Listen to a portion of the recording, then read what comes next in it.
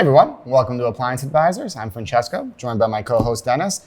Today we're going to tackle a different category and what appliances break the most.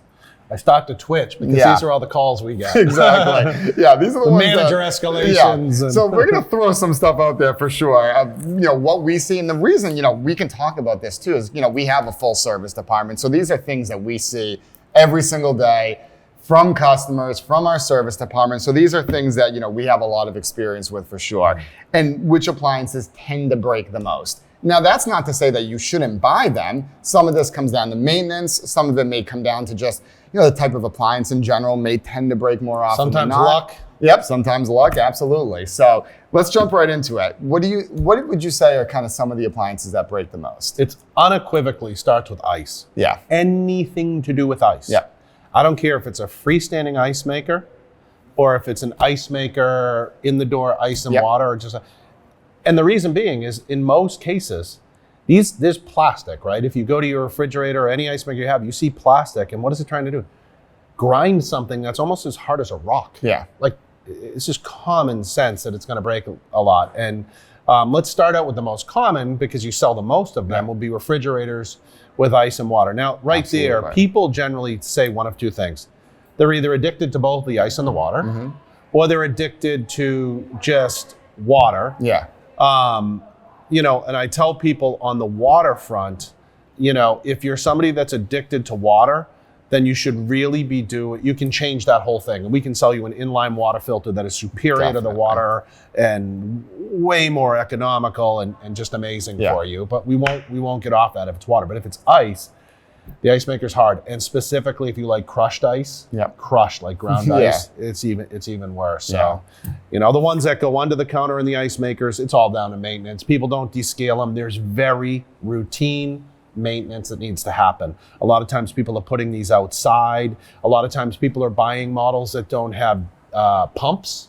And what we mean by that is to propel the water out of the unit, and they save a few dollars and they say, oh, well, I have gravity, or I can make gravity work in my favor, because they make a type called a gravity drain. We won't even sell you a gravity fed model. Other stores will. And it's reckless, because invariably they break like 100% more than the ones with the pump. So get a lot more water build up, kind of kicks back into the machine that way. Yeah, and the maintenance isn't easy on these things. Yeah. You're talking really breaking it down. You have to soak it. There's solutions. You got to run it through a cycle. So again, the commitment to ice is real if you want it. And really the expectation of, not to be a Debbie Downer here, but it's not if you're going to have service, it's really when. Yeah. And how often. And you'll all have a story of, well, my last ice maker I had for 10 years and didn't break. That's great. Then you bought a brand new, better thing, spent more money, and it broke in the first month. Absolutely. It's not a fine art. Like you said, with the ice, it's kind of like two different reasons. And, you go back to those French doors with the ice and water through the door,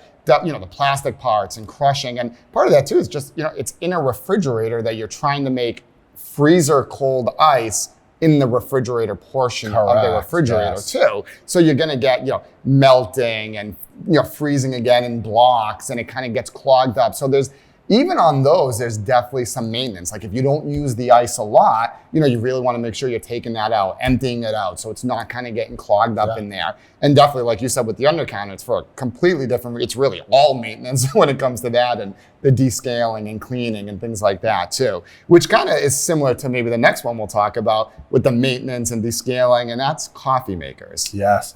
And we had talked about that in an episode earlier today as well, which was just, coffee makers in general require the consumer to be diligent about maintenance. Again, you're grinding beans a lot of times, there's parts, but a lot of it is the descaling and the maintenance. And you're gonna see that consistent theme on a lot of this, with the exception of probably the last one we'll talk about. But for everyone else, we live a busy life. Yeah. It's hard to keep up with it in general, let alone now having to really, on a timed matter, maintain and service your appliances. If you're not going to be great at it, then you just need to be grounded to some pitfalls that you're probably going to experience. Absolutely, and that's the thing. Like, you talk about coffee makers and the built-in ice makers. Of course, we love selling those things. They're great for the people that use them, and if you use them right, they're awesome appliances to have. But we're always trying to be, upfront and set the right expectation that, listen, if you don't do this, you will have problems. It's not, like you said, it's not a matter of when or if, it's when you're going to have the problem. Yeah, and I say the same thing too, even on the under-counter ice makers, because that's an expensive purchase. It's an emotional one that people really are committed to ice if they're buying something that produces that type of ice.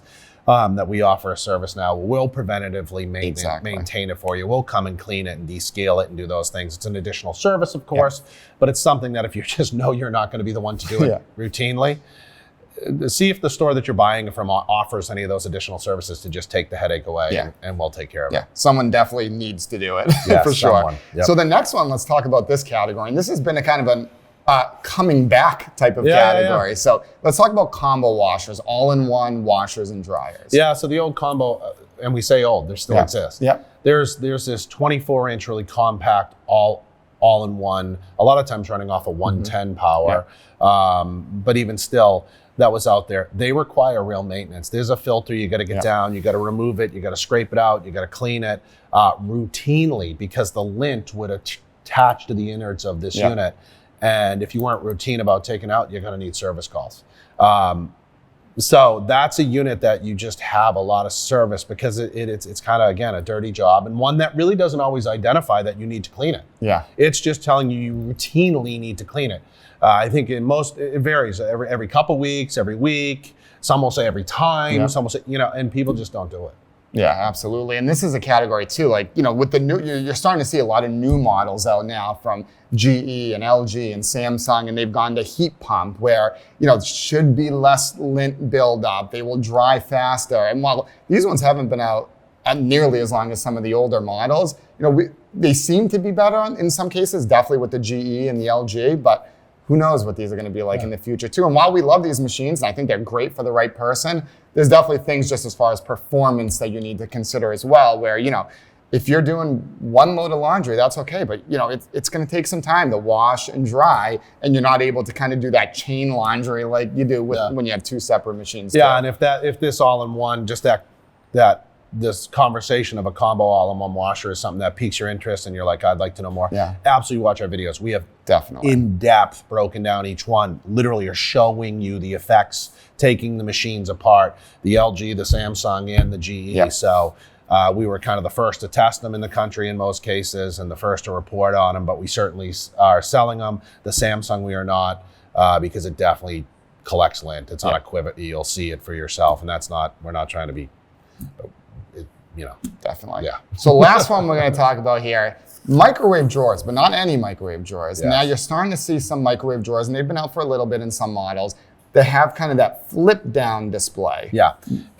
Folks, there isn't a brand out there that makes a microwave that Sharp. Sharp's a major producer. Midea is another one, but all of them are made in China, overseas, and there's only a couple companies that do, and they make for everybody else. But Sharp makes a flip-down microwave door, and now they make it. Thermador just went to this style. We sell them. We've had them. They've been out. But I will absolutely tell you unequivocally, the flip-down doors, they break. We have multiple showrooms, and we have them in multiple places because there is a demand for them. But I will tell you, only one in all of our showrooms work. Yeah. They have a soft clasp, if you will. So you depress it, it's to fold down kind of on a slow mechanical roll, and then you push it back and you kind of depress it and it's supposed to hold. It just does not work. Yeah. That does not hold. And so you have a hat folded down panel, flap down panel. I tell you this a lot of times because that unit with a lot of the programs, and I'll just say it, Thermador just went to this, it's concerning to me because they give it away for free in their program. When you buy this, you get that. And it's this fold down. And we sell a lot of Thermador. We love the brand. Mm-hmm. We sold a ton of their other microwaves because it did not have this fold down style. So it's something that people should consider thinking about. And at the very least, maybe you buy an extended warranty on it from the store that will sell you a warranty. Yeah. It's just something I think now, if you're going to go that route, you should think about. You're definitely adding a little bit more moving parts there that consistently is getting used every time you use the microwave. Correct. The microwave itself works great. Yeah. Microwave draws, up until that tilt down, I will tell you, microwave draws do not break off and actually a very low incidence of repair. So these brands that make them do a really good job of the actual technical unit working. It's this little, it's constant moving of a very inexpensive plastic part, opening and closing a drop-down door that is where it's failing. Okay. So really, those are kind of the appliances that we see that tend to kind of break the most. And again, not to say that you shouldn't buy them, but definitely some things that you should be aware of if you're considering those types of appliances. So hope you gained some knowledge here today. Thanks.